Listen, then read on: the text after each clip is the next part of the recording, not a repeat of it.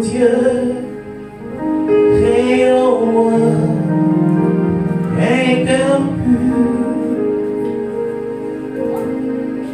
renouvelle en moi un esprit bien disposé. Oh Dieu, crée en moi un cœur pur.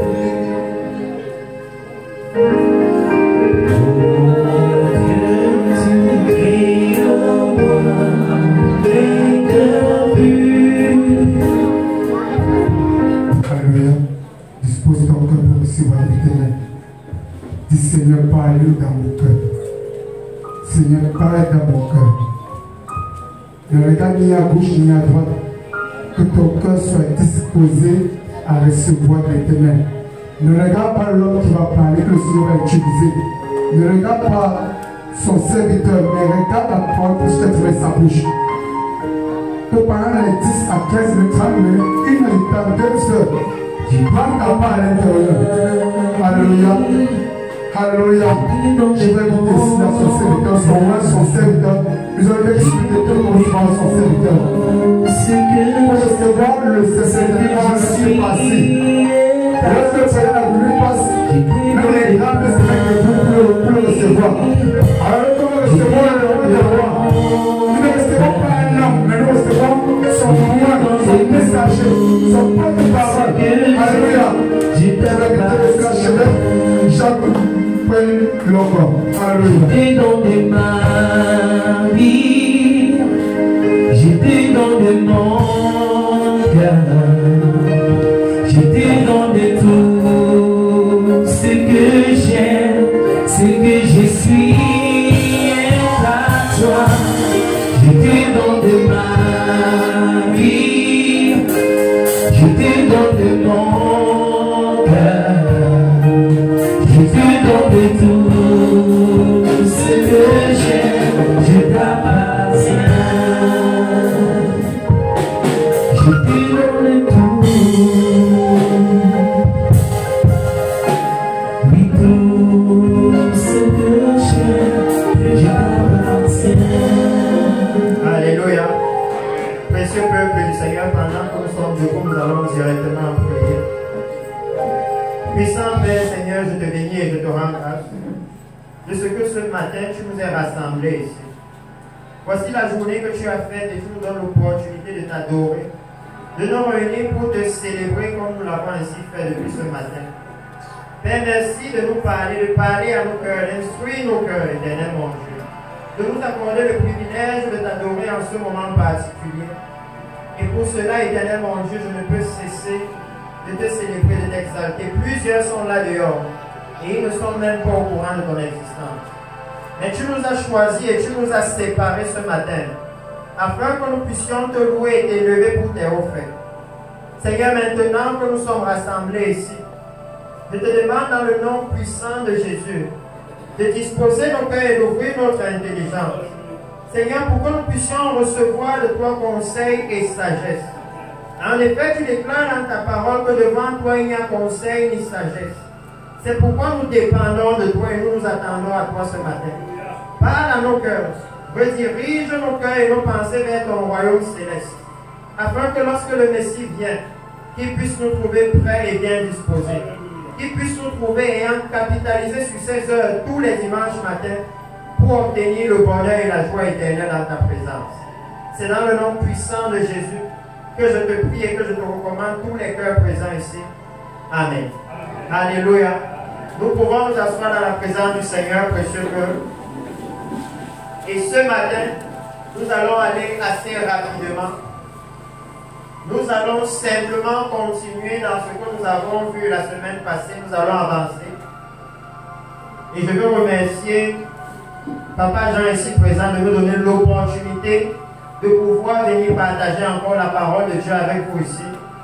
Et même le pasteur La Gloire qui m'a permis de pouvoir venir au milieu de vous pour continuer ce que nous avons commencé la semaine passée.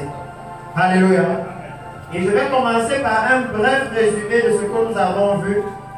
Parce que la raison pour laquelle j'ai voulu continuer ce message, c'est que j'ai réalisé, monsieur, que je me suis malheureusement arrêté seulement à l'introduction.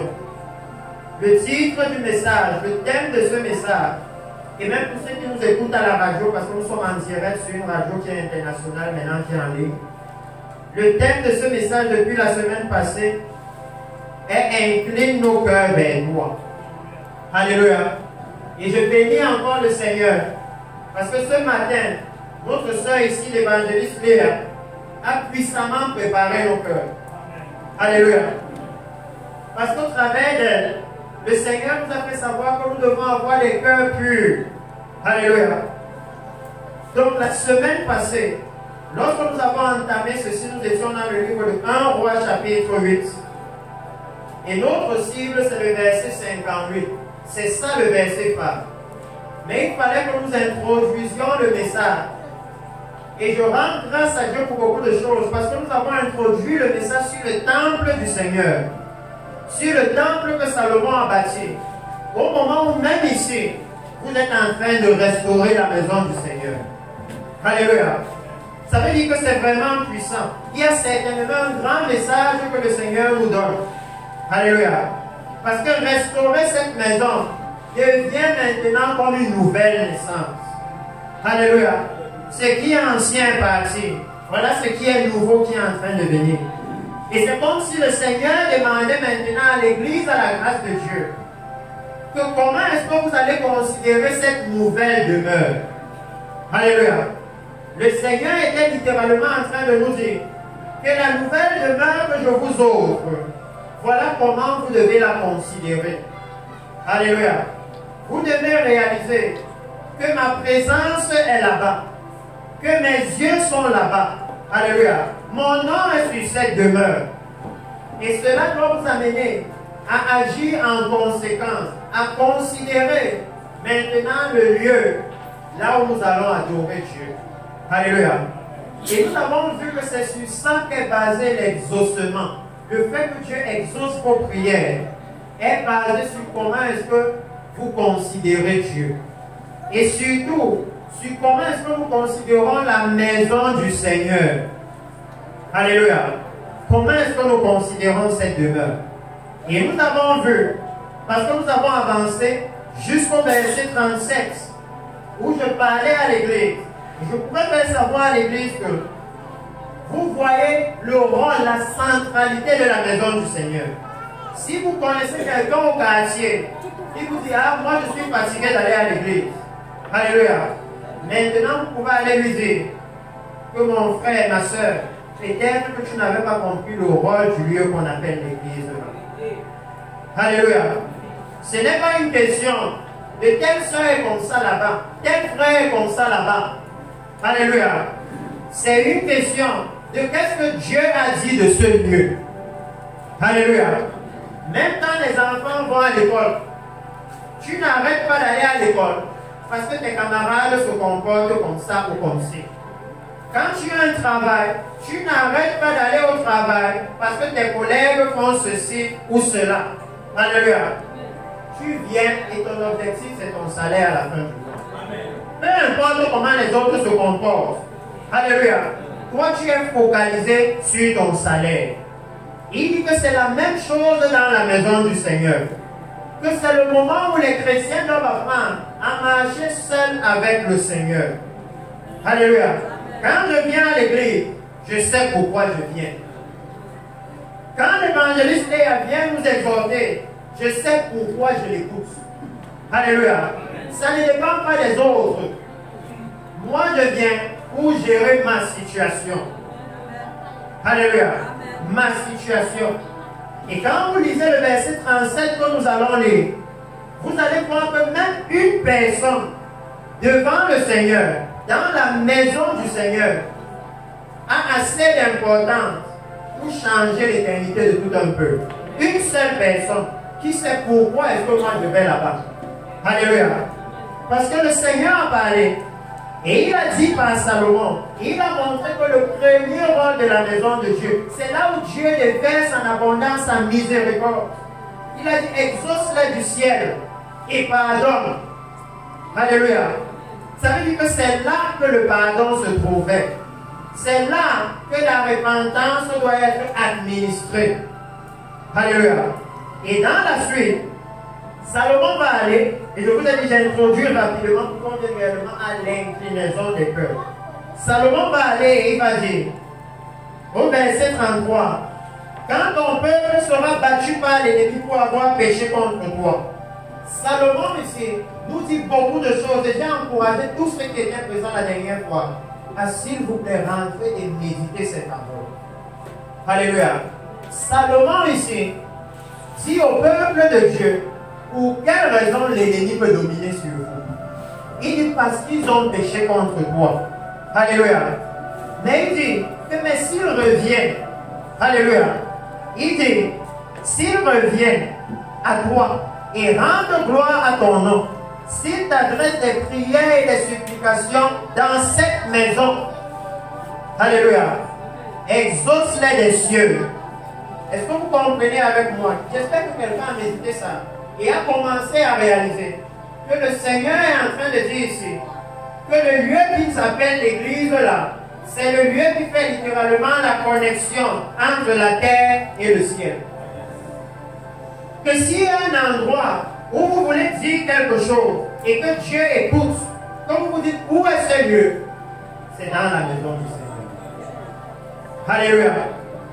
C'est pourquoi même dans l'Ancien Testament où nous sommes, quand vous lisez Exode, quand il bâtissait le tabernacle, la nuée de Dieu se posait uniquement sur le tabernacle, connectant la terre entière au ciel, à partir d'un seul lieu.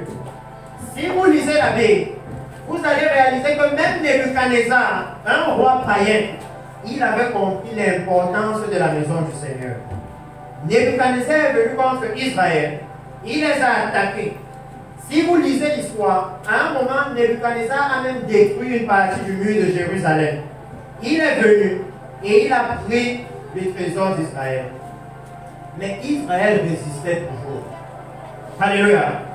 Jusqu'à ce que Nebuchadnezzar comprenne d'où il tire la force de résister. Et il a compris que c'est la maison là. C'est pourquoi dans la dernière attaque de Nebuchadnezzar, il s'est assuré de raser le temple de l'Éternel et de mettre le feu. Et à partir de là, il n'y a plus jamais eu de résistance d'Israël. Jamais. C'était fini. On les a tous amenés en captivité. Une fois qu'il a rasé le temple.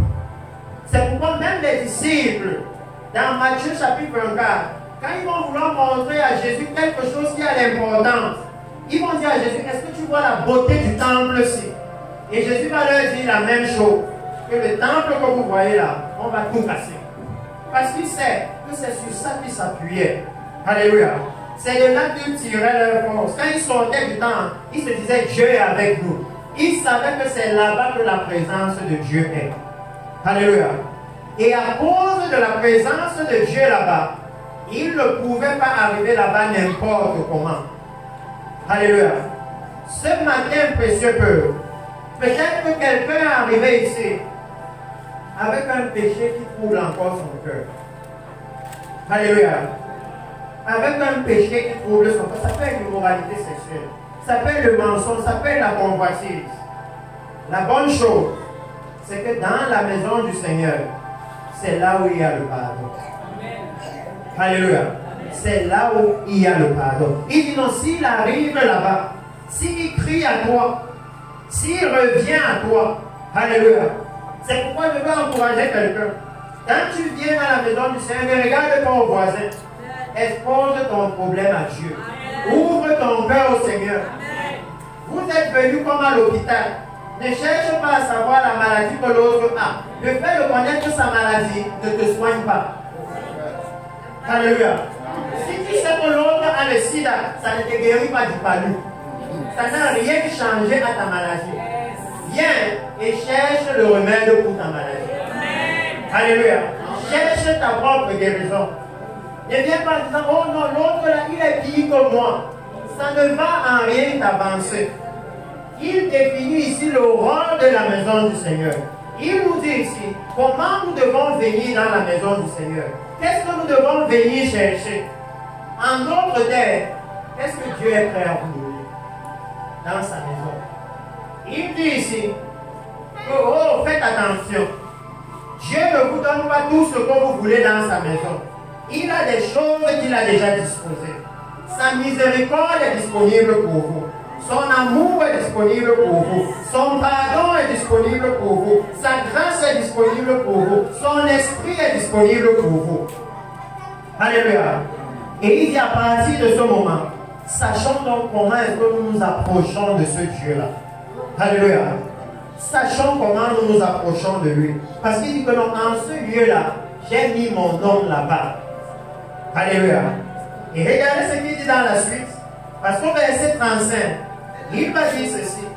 Quand le ciel sera fermé, quand il n'y aura plus de pluie à cause de leur péché contre toi, s'ils prient vers ce lieu, vers ce lieu, et rendent gloire à ton nom, qu'ils se détournent de leur péché, parce que tu les auras châtiés, exauce-les des cieux, pardonne le péché de tes serviteurs. Si vous lisez ici, vous allez voir que Salomon insiste, n'est-ce pas? Pardon. Il insiste sur le péché.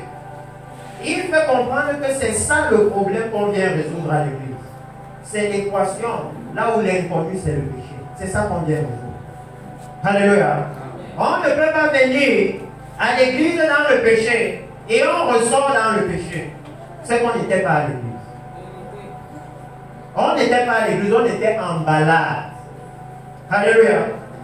À l'église, ils doivent venir demandant le pardon, demandant la miséricorde. C'est ce qu'il est en train de dire. Alléluia. Que nous ne pouvons pas venir ici dans le péché et on ressort dans le péché. Alléluia. C'est le lieu là où Dieu recycle nos cœurs. Là où le Seigneur restaure nos âmes. Alléluia. C'est ce qu'il est en train de dire. L'importance de la maison du Seigneur. Et à partir de là, vous allez voir la gravité. Vous allez comprendre que quand la maison là tombe alors, où est-ce qu'on va encore avoir le pardon? Imaginez qu'il y a une seule clinique à village et que la clinique là est mal gérée, ça fait. Les malades vont aller où? Vous allez donc comprendre à partir de là pourquoi quand l'église tombe, toute la nation devient malade. Où est-ce qu'on va encore aller pour gérer notre péché? Il n'y a plus d'endroit. Alléluia. C'était seulement là-bas que Dieu avait établi pour qu'on gère la maladie qui est encore plus terrible que le Covid-19. Donc si l'endroit l'a fait, c'est fini. Tout le monde va périr. Et vous allez le voir. Au verset 37, là où je suis arrivé, que je vous ai dit ici maintenant, vous pouvez voir le signe de la fin des temps, le temps dans lequel nous sommes. Parce qu'au verset 37, il dit, quand la famine, la peste, la rouille, la nielle, les sauterelles d'une espèce ou d'une autre seront dans le pays, quand l'ennemi assiégera ton peuple dans son pays, dans ses portes, quand il y aura des fléaux ou des maladies quelconques, et beaucoup de ces choses, nous les vivons maintenant.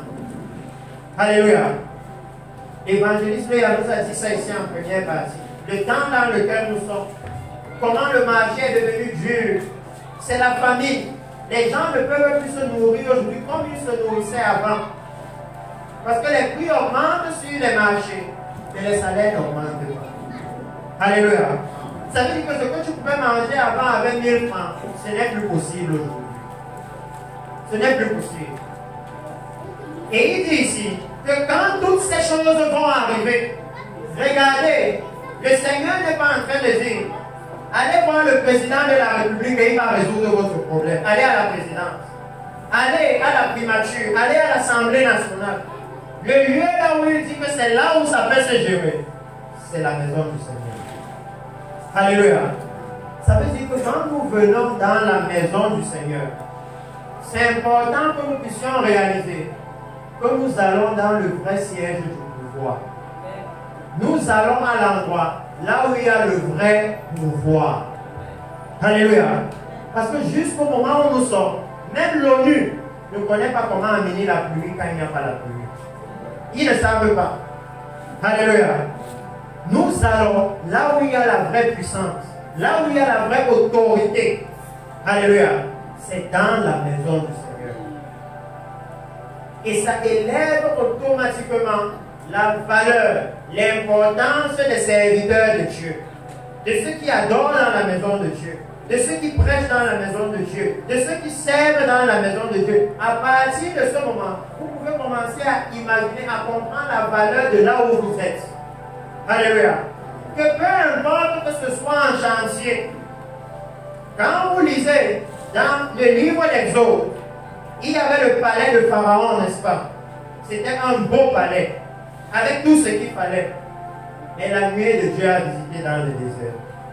Il n'a pas choisi le beau palais, le bel endroit là, tellement développé. Alléluia. Il a visité dans le désert, que Dieu lui-même a dit que le désert là qui est laid et affreux, c'est là-bas que la gloire de Dieu est partie. Alléluia.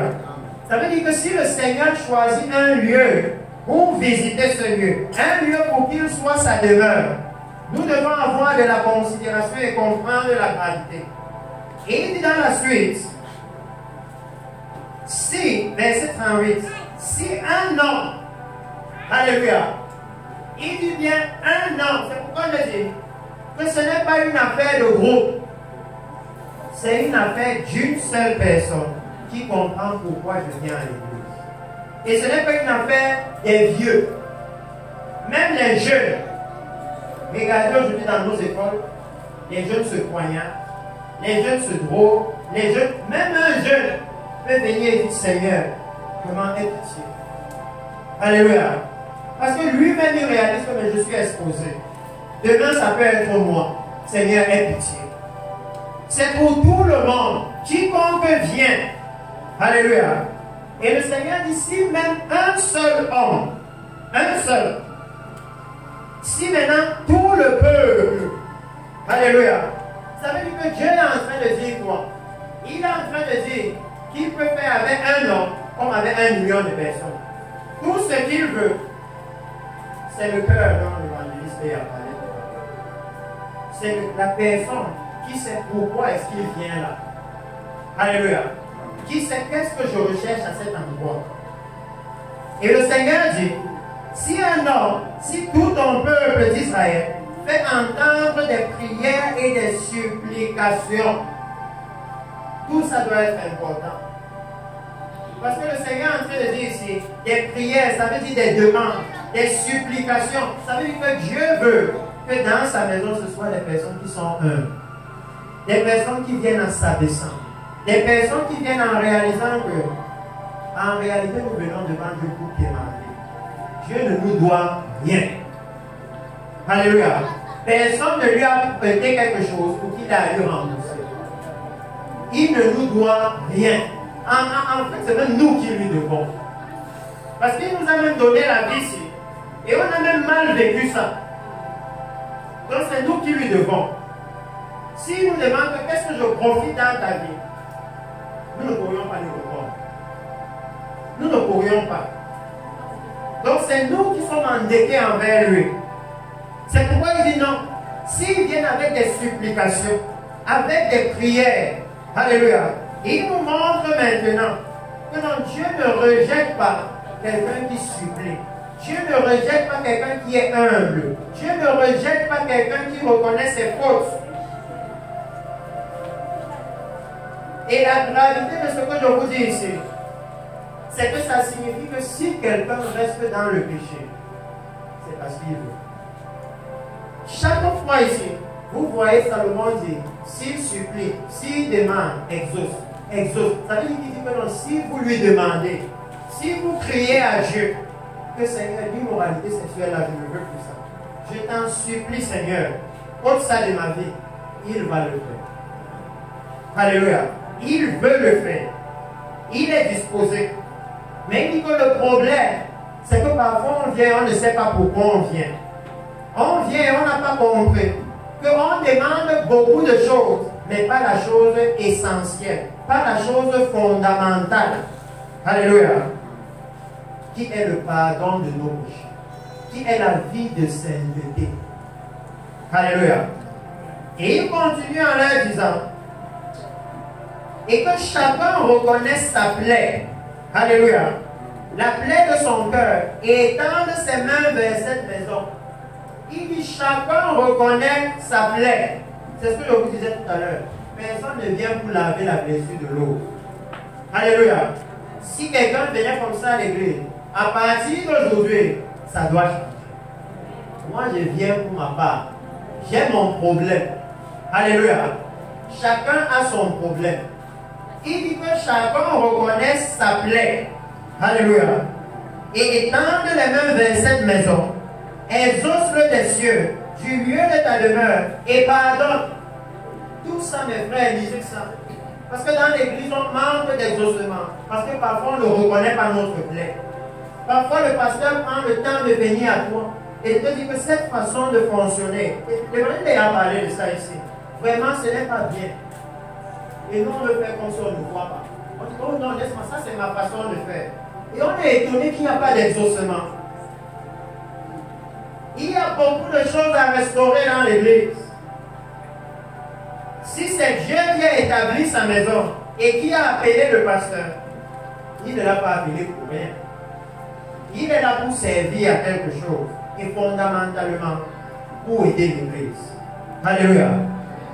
Il dit si chacun peut reconnaître qu'il y a cette nécessité pour nous maintenant de reconnaître là où nous sommes tombés, de reconnaître là où nous avons fait erreur, là où nous ne fonctionnons pas bien. Il dit que lui, il est disposé à pardonner. De son côté, il a déjà pourvu le pardon en envoyant Jésus à la croix. Nous avons simplement à le recevoir en reconnaissant nos péchés et en demandant pardon. Alléluia. Son côté est déjà fait. Et il explique, il dit, exauce-les de ta demeure et pardonne, agis et rends à chacun selon ses voies. En fait, voici la raison pour laquelle j'ai voulu résumer un peu et ne pas directement aller à incliner nos cœurs. Parce que j'ai réalisé que ça c'est important. Alléluia. J'ai réalisé que ce que Salomon dit ici, c'est que l'église où on vient, on adore, on enjoy, n'est-ce pas? On est fier d'adorer le Seigneur. L'adoration était puissante ce matin, n'est-ce pas? Il dit que c'est aussi le lieu du jugement. Parce qu'il dit, rends à chacun selon ses voies. Il dit que parce que c'est la maison de Dieu, il n'y a pas de corruption là-bas. Et si tu viens dire je me repens, alors que dans ton cœur tu planifies aller faire la même chose, il voit. Et lui va agir selon ça. Et tu vas te dire, mais pasteur, priez pour moi, mais pourquoi rien ne se passe? Le problème, c'est que Dieu, lui, l'a vu. C'est que pasteur ne voit pas. Alléluia. Parce qu'il dit ici, rends à chacun selon ses voies. Toi qui connais le cœur de chacun. Alléluia. Que quand nous venons dans la maison du Seigneur, pour ceux qui sont déjà allés à l'aéroport, il y a des scanners. Quand vous passez là, c'est votre squelette qu'on voit. Si vous avez n'importe quoi en métal, ça se voit. Alléluia. Il dit qu'une fois que vous passez la porte ici, il y a un scanner. Et la seule chose que ça scanne, c'est votre cœur. Ça scanne en permanence votre cœur. Tout ce que vous dites, ça jauge avec votre cœur. Est-ce que ce qu'il dit là, c'est ce qu'il pense? Est-ce que comme elle dit Seigneur, je me repens, c'est ce qu'elle pense dans son cœur? Parce que vous savez, dans l'église, il y a des spécimens, n'est-ce pas?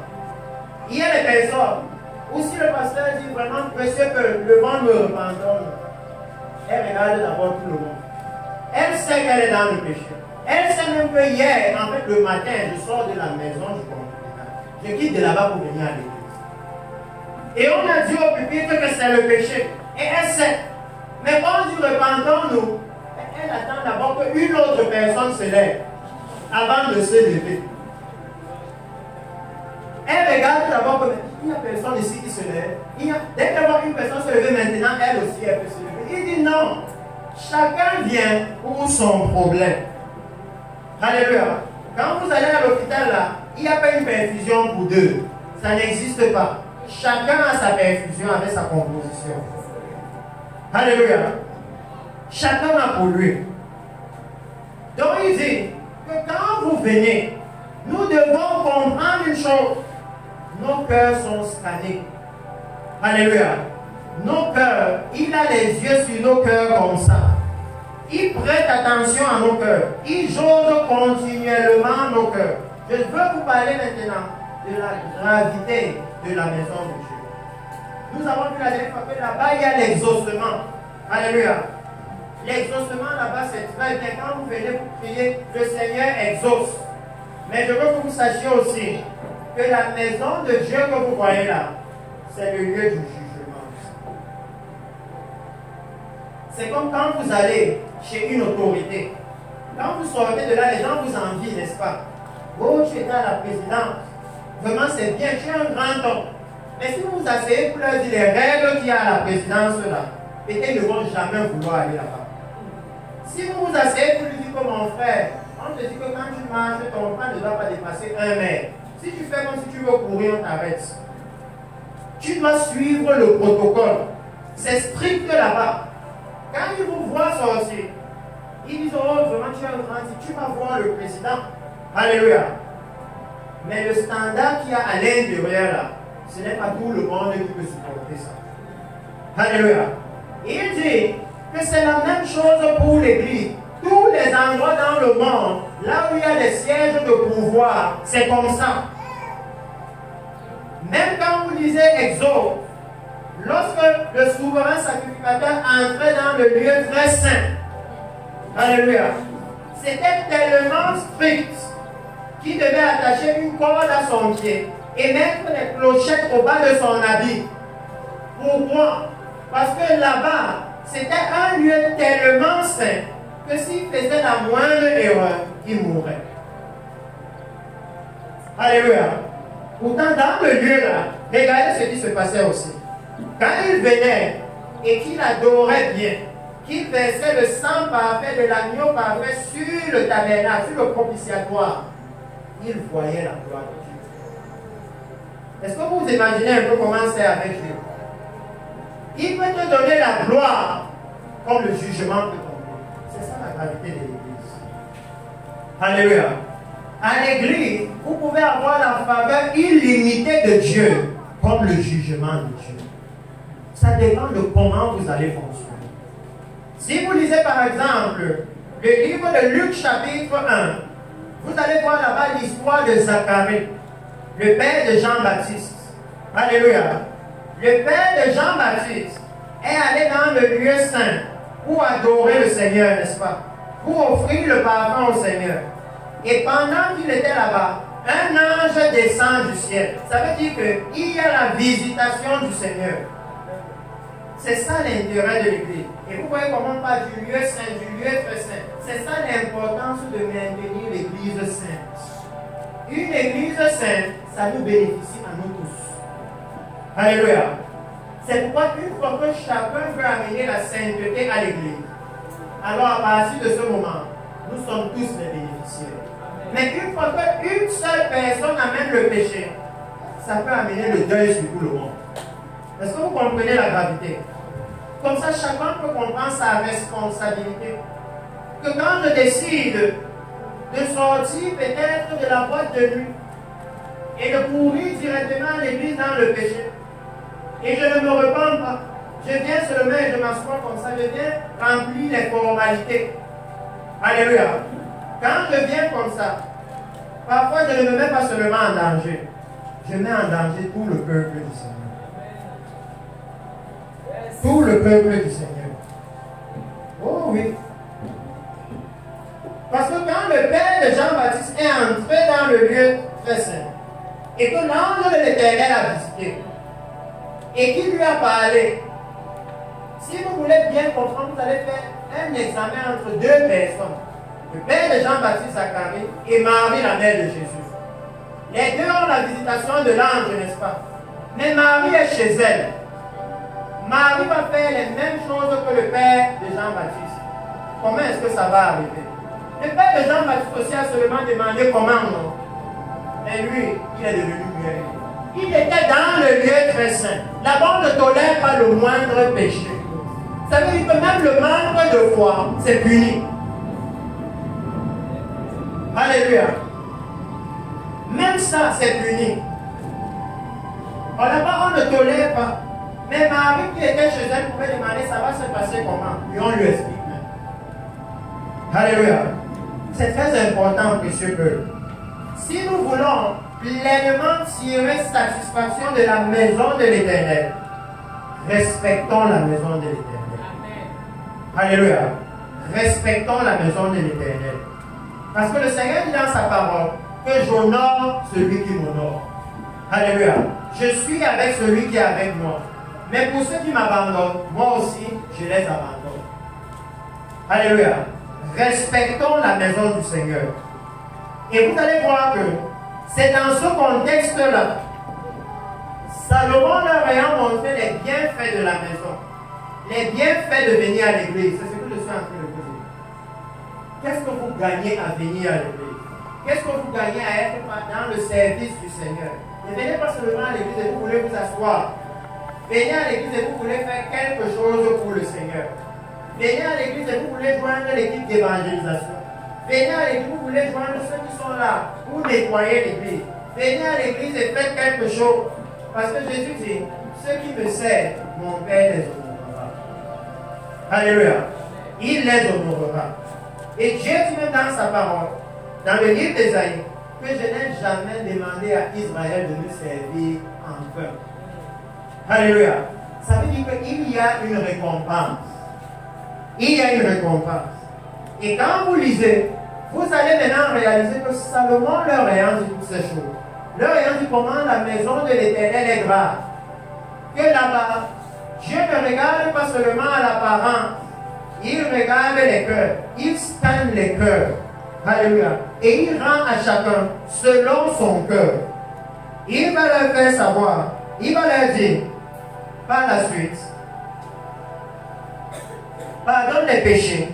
Il dit, tu rends selon ton cœur. Je vais avancer rapidement pour que nous puissions aller loin, parce que s'il y a la possibilité, la semaine prochaine, nous allons toujours parler d'incliner les cœurs et aller plus loin. Alléluia. Il dit, verset 39, exauce-le des cieux, du lieu de ta demeure, et pardonne, agis et rends à chacun selon ses voies. Ça veut dire que vous attendez jamais à venir à l'église. Vous êtes en tort et vous croyez que Dieu va vous donner raison. Ne vous attendez pas à venir à l'église. Vous avez vécu dans l'immoralité. Vous avez vécu dans le mensonge, le vol. Et vous vous attendez comme ça à avoir la faveur de Dieu. Il dit non. C'est un Dieu juste. Alléluia. Si nous venons, enlevons d'abord ce qui ne va pas. Parce qu'il dit que ce sont nos péchés qui mettent la séparation. Alléluia. Même si tu es dans l'église, si tu es dans le péché, c'est comme si tu es couvert par quelque chose qui font que la grâce, la faveur de Dieu ne peut pas t'atteindre. Ce n'est pas qu'il ne veut pas, mais c'est automatique, c'est la loi. Alléluia. Et vous allez donc le voir, avancer avec eux et dire, toi qui connais le cœur de chacun, car seul tu connais le cœur de tous les enfants des hommes. Alléluia. C'est pourquoi l'exhortation de l'évangéliste Léa ce matin, je me suis dit, waouh, l'évangéliste Léa, elle me prépare vraiment le chemin. Alléluia. Elle me facilite la chose. Parce que je savais que moi, je viens pour lui la partie-ci. Et elle dit directement que préparons-nous pour la partie-là. Alléluia. Il dit, non, tu connais le cœur de chacun. Tous qui sont là, il connaît les cœurs. Alléluia. Et il dit dans la suite, tu connais les cœurs de tous les enfants des hommes, et ils te craindront tout le temps qu'ils vivront dans le pays que tu as donné à nos pères. Le Seigneur dit que la raison pour laquelle il exauce ou n'exauce pas, c'est à cause du péché. Et il dit que le but de la réaction de Dieu, c'est d'amener la crainte. C'est que nous puissions le craindre, que nous puissions le respecter, que nous puissions l'honorer. Alléluia. C'est pourquoi je veux qu'on se pose une question ce matin. Depuis que nous venons à l'église, alléluia, est-ce que nous avons craint le Seigneur? Est-ce que nous avons craint le Seigneur? Alléluia. Depuis que nous venons à l'église, est-ce que nous avons craint le Seigneur? Parce qu'il dit que le but le but final, que quand vous venez à la maison de Dieu, la chose particulière que vous devez apprendre, c'est la crainte de Dieu. Alléluia. La finalité, même quand Dieu vous exauce, ça doit vous amener à lui. C'est pourquoi Salomon ayant maintenant compris tout ça, il va maintenant demander à Dieu, au verset 58, il dit, et il y a beaucoup de choses, même le verset 44, ça nous parle même surtout à nous qui évangélisons. Verset 58, vous allez voir, le roi Salomon dit, à partir du verset 56, parce que j'avance à cause du temps, mais nous allons voir chacune des choses. Béni soit l'Éternel qui a donné du repos à son peuple Israël, selon toutes ses promesses, de toutes les bonnes paroles qu'il avait prononcées par Moïse, son serviteur, aucune n'est restée sans effet. Que l'Éternel notre Dieu soit avec nous, comme il a été avec nos pères. Alléluia. De la même façon que Dieu a été avec l'Église primitive, c'est comme ça qu'il veut être avec l'Église aussi. Pas de différence. Et il promet même que dans cette Église, il veut faire plus. Alléluia. Parce qu'il dit la gloire de la dernière maison sera plus grande que la première. Ça veut dire que c'est réellement le moment où si nous comprenons qu'il dit la gloire de la maison, nous devons comprendre l'importance de la maison. Qui dit que c'est encore dans sa maison qu'il va ramener sa gloire. Ce n'est pas dehors. Donc c'est le moment de dire à tout le monde à village que voici le moment de retourner à l'église. Alléluia. Parce que c'est le moment que Dieu a choisi pour visiter l'église, pour amener sa faveur dans l'église. Et vous allez voir qu'il va dire que comme il a été avec nos pères, qu'il ne nous abandonne point et ne nous délaisse point. Mais verset 58, il dit, mais qu'il incline nos cœurs vers lui. Alléluia. Le cœur est central, c'est capital. Qu'il incline nos cœurs vers lui. Et il dit le but. Quand il dit le but, ça veut dire que vous pouvez savoir si vos cœurs sont inclinés vers le Seigneur. Parce qu'il dit, afin que nous marchions, alléluia, dans toutes ses voies, et que nous observions ses commandements, ses lois, ses ordonnances qu'il a prescrites à nos pères. Alléluia. Que la Bible nous dit quoi? Que si ton cœur est incliné vers Dieu, tu vas automatiquement faire ce que Dieu veut. Afin que, ça veut dire que le cœur est incliné vers Dieu. La conséquence de ça, comme si quelqu'un te disait, achète-moi l'eau de Javel là-bas, afin que je puisse blanchir mes habits. Tu comprends directement que le rôle de l'eau de Javel là, si on met le Javel là sur les vêtements, ça va blanchir les habits. Alléluia. C'est pourquoi si tu vas au marché et tu reviens avec le Javel là et tu donnes ça à ta soeur, et elle met ça dans les vêtements, dans la lessive, elle sent bien l'odeur du Javel. Mais si à la fin les vêtements ne sont pas blancs, elle va te demander que tu as appliqué quoi comme ça. Elle va se baser sur l'effet que ça doit avoir. Alléluia. L'effet que ça doit avoir. Ça veut dire que si tu vois que je n'arrive pas à obéir, à pratiquer les commandements de Dieu, alors tu peux savoir que mon cœur n'est pas incliné vers le Seigneur. Alléluia. Ça veut dire que mon cœur n'est pas incliné.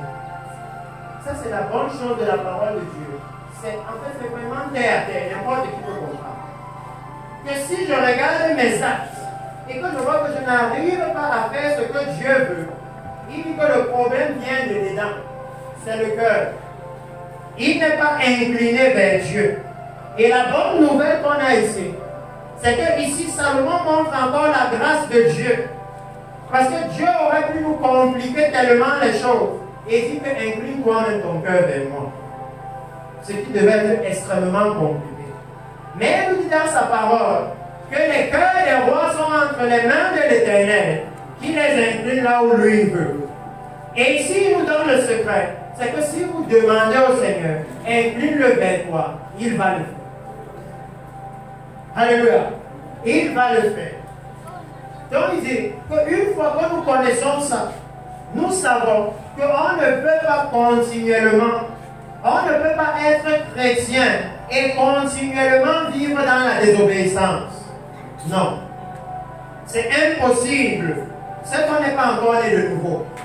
Parce qu'il dit que celui qui est né de nouveau, il a une nouvelle création. Les choses anciennes sont passées, tout est devenu nouveau.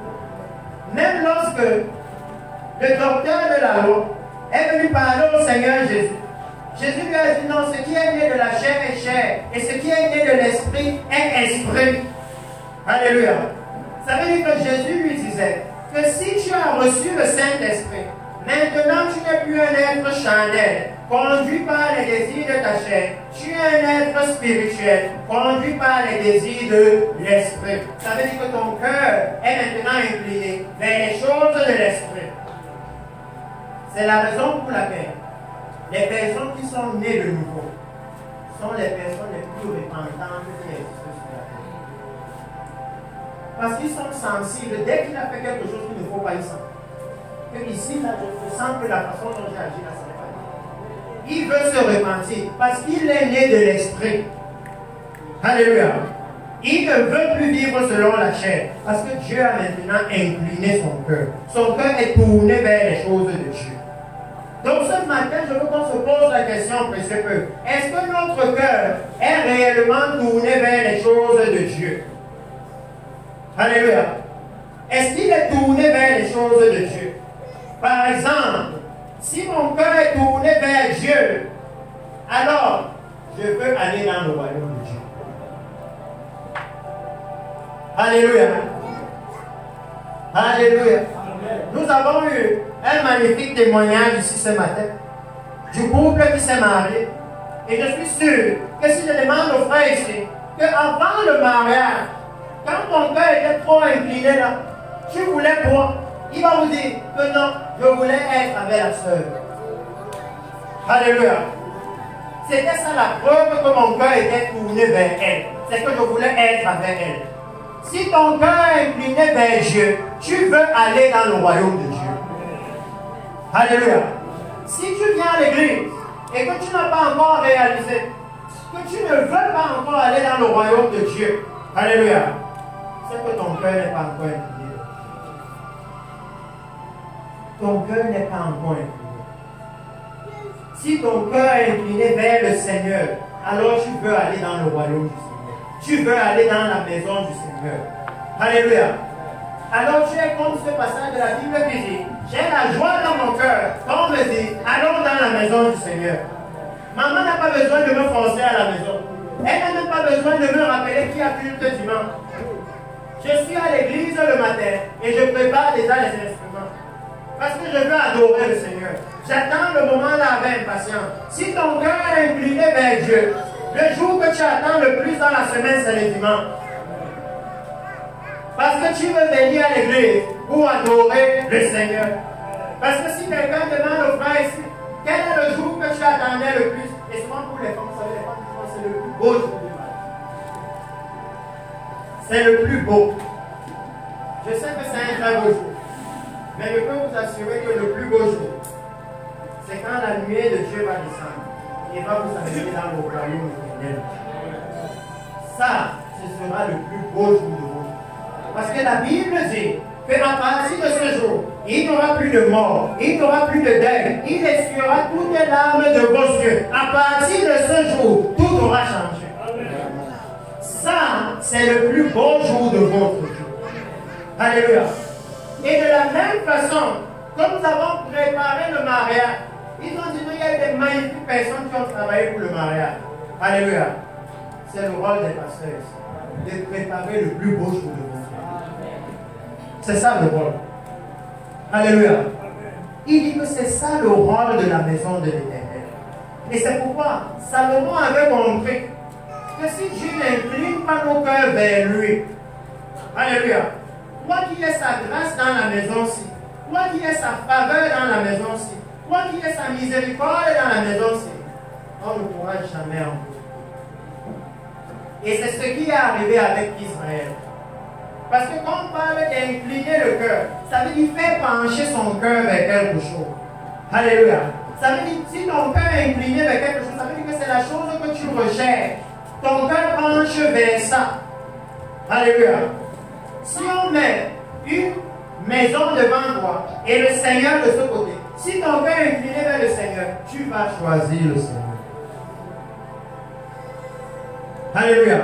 Salomon a compris que c'est capital pour qu'on profite pleinement de ce que le Seigneur va déposer en ce lieu. Il faut qu'il incline nos cœurs vers lui. Il faut qu'il penche nos cœurs vers lui. Et quand vous lisez même le livre de Psaume, vous allez voir David plusieurs fois dit au Seigneur, incline mon cœur vers toi. Alléluia. Ça devient quelque chose de capital.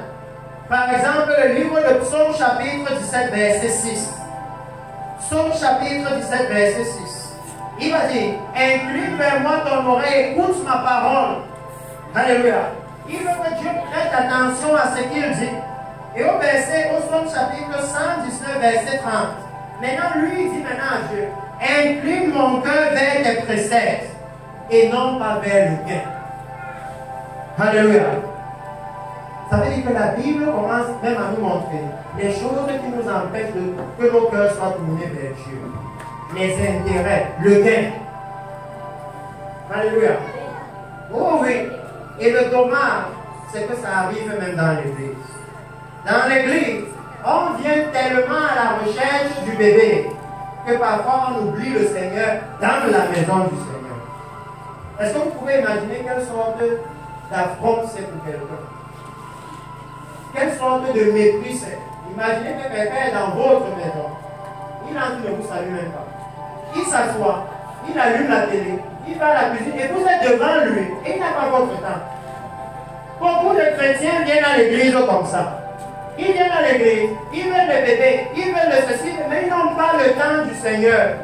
Même si on prêche du 1er janvier au 31 décembre, la justice, la droiture, ça entre ici, ça sort là-bas. Mais chaque jour, parce qu'on prie pour moi, je veux ceci. Parce qu'on prie pour moi, j'ai besoin de cela. Parce qu'on prie pour moi, j'ai besoin de cela. Donc, vous-même, mettez-vous à la place du Seigneur. Quelqu'un entre chez vous, il veut la nourriture, ne vous savez pas. Il va, il ouvre les marmites, il allume le gaz. Vous n'allez pas vous demander s'il a un problème. Je suis sûr que vous allez venir me demander que mon ami, tu t'es perdu. C'est encore ma maison. Donc tu ne peux pas venir comme ça. Tu t'assois, tu croises les pieds, tu allumes la télé. Après tu dis j'ai faim, tu vas au frigo, tu allumes le feu. Et moi je suis là, tu ne me salues même pas. Mais tu t'es perdu. Oh oui, parce que nous sommes dans un moment où beaucoup de chrétiens arrivent à l'église. Comme par hasard. C'est comme s'ils se sont perdus. Ils n'ont pas compris pourquoi est-ce que j'arrive là-bas. Alléluia. C'est pourquoi le Seigneur dit que nous avons intérêt à tout faire pour que nos cœurs soient inclinés. Et c'est très simple, c'est très puissant parce que quand vous lisez la Bible, vous voyez que Salomon nous révèle qu'il suffit de demander. Alléluia. Il suffit de demander. Donc, comme je vais clôturer bientôt, je vais juste introduire une partie que nous allons peut-être continuer la prochaine fois, qui va maintenant vous montrer comment quand les penchants des cœurs du peuple de Dieu étaient mauvais, ça veut dire que leur cœur n'était pas penché vers le Seigneur. C'est ça qui a amené la destruction de la maison du Seigneur. Alléluia. Et j'espère que pour tous les chrétiens ici, ils savent que quand on parle du temple du Seigneur, que leur cœur aussi, leur corps est le temple du Seigneur. Et que si vous cherchez le saint des saints de votre corps, c'est votre cœur. Parce que si le cœur est saint, si le cœur est pur, comme on voyait ce matin, Jésus a dit dans sa parole, nettoyez premièrement l'intérieur et l'extérieur par le que pour l'extérieur, il n'y a pas d'effort à faire. Là où nous devons nettoyer, c'est le dedans. Si nos cœurs sont inclinés vers Dieu, Salomon explique que si ton cœur est incliné vers Dieu, tu vas naturellement faire ce que Dieu veut. Alléluia. On n'aura pas besoin de te forcer. Ce sera facile pour toi de comprendre ce que Dieu attend de toi. Alléluia. Ce sera facile pour toi d'obéir au commandement du Seigneur. Parce que ton cœur tend déjà vers ça. Tu as soif de savoir ce qu'il veut. Et tu es pressé d'aller faire ça. Parce que ton cœur tend vers le Seigneur. Alléluia. Ça veut dire qu'en donnant cette parole ici, en parlant de l'inclinaison des cœurs, l'inclinaison de notre cœur devient littéralement le déclencheur de l'obéissance.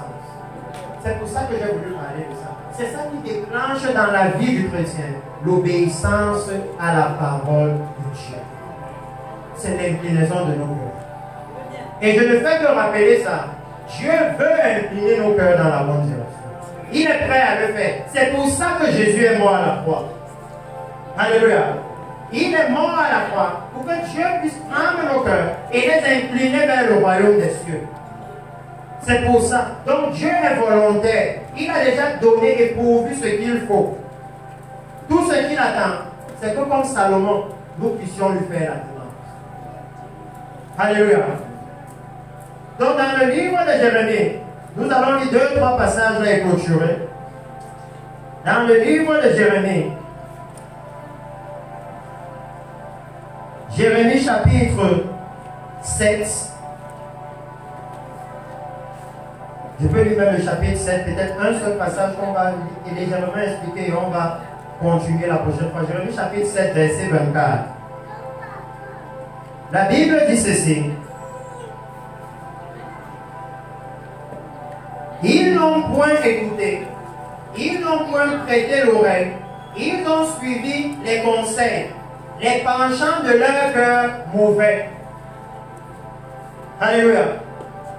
Ça veut dire que, au lieu que leur cœur soit penché vers le Seigneur, leur cœur était penché vers d'autres choses. Leur cœur était littéralement penché vers le mal. Alléluia. Et le Seigneur dit que lorsqu'ils ont fait cela, même les prophètes, ils n'ont pas écouté. Le Seigneur dit, ils ont été en arrière et non en avant. À cause des penchants de leur cœur. Alléluia. Et dans certaines versions de la Bible, vous allez voir la Bible qui dit, ils ont reculé, ils n'ont pas progressé à cause des penchants des cœurs. Et je veux vous préciser, reculer et progresser de Dieu, il ne parle pas de reculer et progresser en termes de richesse. Celui qui comprend ça comme ça, je dois directement lui dire que tu dois revoir les penchants de ton cœur.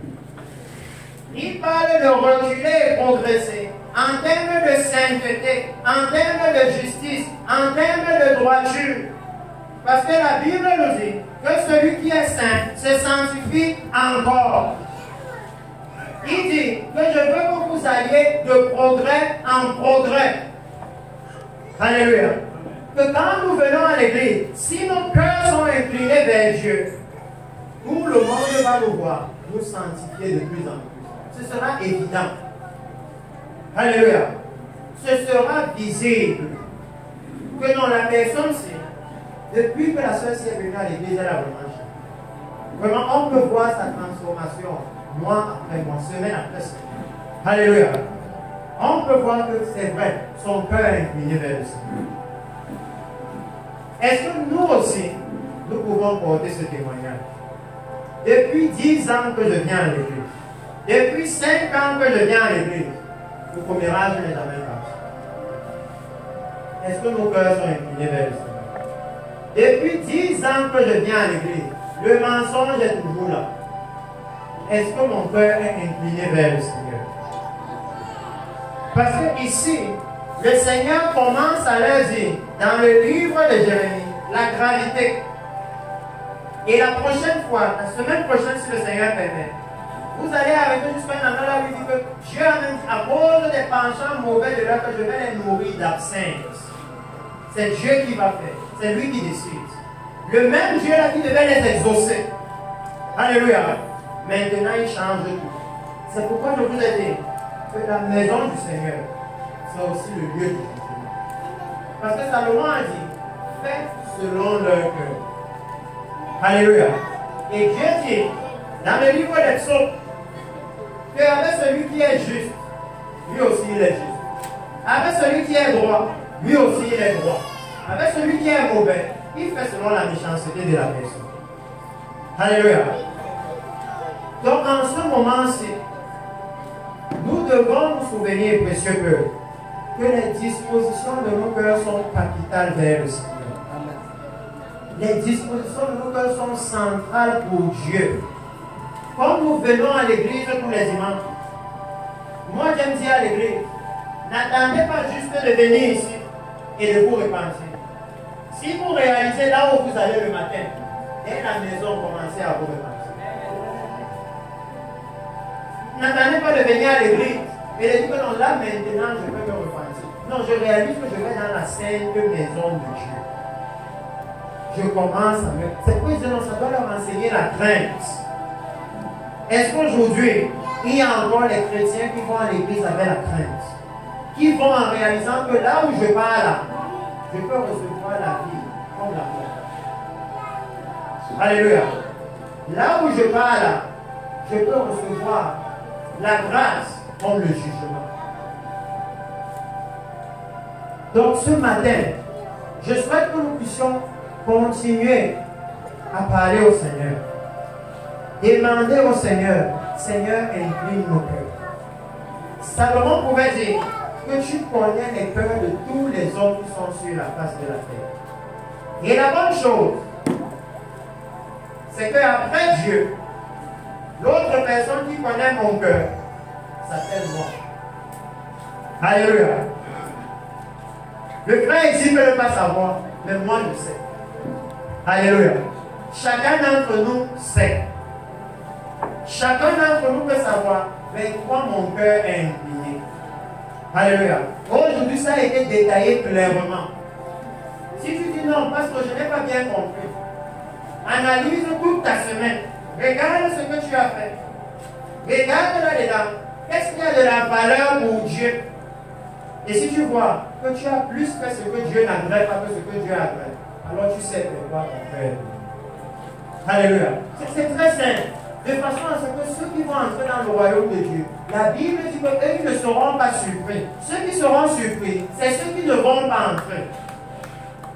Il dit que pour eux, il va venir au moment où ils ne s'attendaient pas. Ça veut dire qu'ils seront surpris.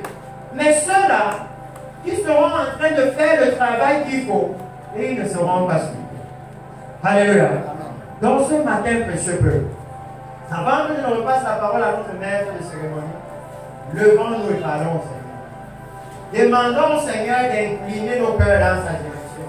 Demandons au Seigneur que nous voulons que cette inclinaison des cœurs soit manifeste, que la transformation soit vue dans nos vies, que le changement soit vu dans nos vies. Alléluia. Il a dit à ses disciples dans sa parole que l'on demandez et vous recevrez. Et ce matin, nous avons vu l'une des choses que le Seigneur veut nous donner. Alléluia. Nous avons vu l'une des choses. Donc parlons au Seigneur ce matin. Puissant Père, Seigneur, ce matin encore, je viens moi-même devant toi. Implorer ta grâce et ta miséricorde, Seigneur. Implorer ta faveur. Implorer ta pitié dans ta demeure. Le lieu que tu as choisi pour amener ta présence, Seigneur. Seigneur, je viens implorer ta grâce afin que tu inclines mon cœur vers toi. Seigneur, incline tous les désirs de mon cœur vers toi. Ne permets pas, éternel mon Dieu, que je puisse continuer dans cette vie qui ne te glorifie pas. Que je puisse continuer dans cette vie, éternel mon Dieu, qui élève plus la chair que ton esprit. Seigneur, ce matin, je viens devant toi. Et j'implore ta grâce et ta miséricorde. J'implore ta grâce dans ta sainte demeure afin que tu aies pitié de moi. Que tu entendes mes supplications de ton trône dans les cieux. Et que tu me pardonnes, éternel mon Dieu. Que tu me pardonnes et que tu tournes mon cœur vers toi. Parce que tu as dans ta parole que lorsque les penchants de leur cœur étaient mauvais, ça veut dire lorsque leur cœur était incliné dans la mauvaise direction, ton peuple a regretté. Ton peuple est retourné en arrière, il n'a pas avancé. Ton peuple n'a pas pu, même dans le désert, quand les penchants de leur cœur étaient mauvais, ils n'ont pas pu entrer en terre promise, ils sont tous morts dans le désert. Seigneur, si moi je viens dans ta maison, c'est parce que je veux voir ce temple qui n'a pas été fait de main d'homme. Seigneur, je veux voir ce lieu où est ta demeure, dans ton royaume éternel. Et ce matin, j'implore ta grâce et ta miséricorde, ensemble avec mes frères ici, afin que tu inclines nos cœurs vers toi. pour que nous puissions pratiquer ta parole, pour que nous puissions accomplir ta volonté, pour que nous puissions faire ce que tu attends de nous et que ton exaucement soit manifeste dans nos vies. Que ta bonté et ta grâce soient manifestes dans nos vies. Que ton amour et ta bonté soient manifestes dans nos vies. Seigneur, c'est dans le nom puissant de Jésus que ce matin je viens te prier, ensemble avec ton peuple ici, afin que tu aies miséricorde de nous et que tu nous pardonnes nos fautes. Alléluia. Permettez-moi, précieux peuple, de faire une prière d'une minute pour tous ceux-là qui ont voulu que le Seigneur incline leur cœur ce matin. Puissant Père, Seigneur, tu as entendu la parole de ton peuple ici ce matin. Tu as vu les désirs de nos cœurs. Quoique, Seigneur, nous manquons de force, nous n'avons pas la capacité de par nous-mêmes d'incliner nos cœurs vers toi. Seigneur, ce matin, plusieurs ici sont venus devant toi reconnaissant que l'impact du monde est grand et il est fort. C'est pourquoi c'est vers toi que nous cherchons le secours dans ta maison. Et je te demande ce matin que comme tu as toi-même déclaré dans ta parole, Seigneur, que tu puisses faire selon le cœur de chacun de ceux-là qui se sont levés devant toi. Et dans ta main de grâce, ta main de puissance, ta main d'autorité incline les cœurs vers toi. Et en inclinant ces cœurs vers toi, Seigneur, amène chacun ici à pouvoir pratiquer tes commandements. Amène chacun ici à marcher de progrès en progrès. Et comme ils vont le faire, Seigneur, Père, je te demande que ta grâce, ta faveur, ta bonté et ta miséricorde demeurent sur la vie de chacun d'entre eux. Afin, Éternel, mon Dieu, que tu puisses les visiter. Pour que ceux qui sont malades recouvrent la guérison. Que ceux qui sont dans le manque, Éternel, mon Dieu, tu sois leur pourvoyeur. Parce que tu auras changé l'inclinaison de leur cœur. Parce qu'ils se seront laissés mouler par ta main puissante. Seigneur, je te demande que ceux-là, Éternel, mon Dieu, qui cherchent même l'emploi puissent trouver miséricorde devant toi. Que ceux qui se demandent comment sera la rentrée scolaire, que à partir de maintenant, ta main puissante puisse commencer à rassembler pour eux.